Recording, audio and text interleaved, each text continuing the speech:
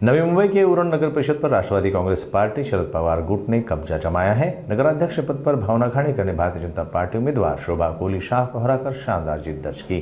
चुनाव के दौरान भारतीय जनता पार्टी विधायक बादली और सांसद सुरेश मात्रे के बीच तीखी राजनीतिक टक्कर रही। सांसद सुरेश मात्रे ने इस जीत को आम जनता की जीत बताते हुए कहा कि जनता ने अहंकारी राजनीति को जवाब दिया है। उरणमध्ये भावनाताई घाणेकर यांचा विजय झालेला आहे।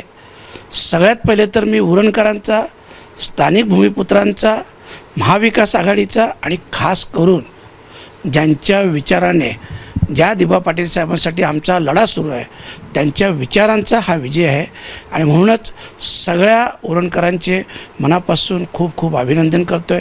भावनाताईचे अभिनंदन करतोय आणि एका गर्वाचे हरण झाले अशा प्रकारचा हा विजय लोकांनी सिद्ध करून दाखवला। बघा, त्यांच्या टीकेला मी उत्तर दिलं होतं, पण माझ्या उत्तरापेक्षा जे उरणकरांनी त्यांना उत्तर दिलं आणि जी उरणकरांनी एकी दाखवली स्थानिक भूमिपुत्रांनी, हे उत्तर खूप मोठं आहे, खूप मोठी चपराक आहे। आणि मी त्यांना तेव्हाच सांगितलं होतं की आता फक्त 4 वर्ष तुम्ही मजा करा, पुढच्या 5 वर्षात जेव्हा निवडणूक होईल तेव्हा तुम्हाला तेही रिझल्ट दिसेल। हा तर विजय झाला, तोही विजय आपण सगळे पाहाल। नाही, मला वाटतं 11 जागेवर नगराध्यक्ष पदांचा उमेदवार निवडून आलेले आहेत।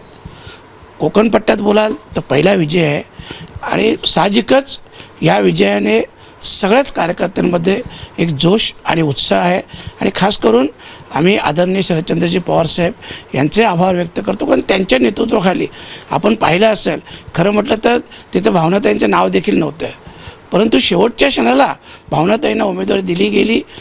त्यांची तब्येत ठीक नसताना देखील पवार साहेबांनी फक्त लढ सांगितलं म्हणून त्या लढल्या आणि त्यांचा विजयही झाला आणि म्हणूनच ह्या विजयाच्या माध्यमातून संपूर्ण कोकणपट्टीत खूप मोठा उत्साह कार्यक्रमामध्ये निर्माण झालेला आहे।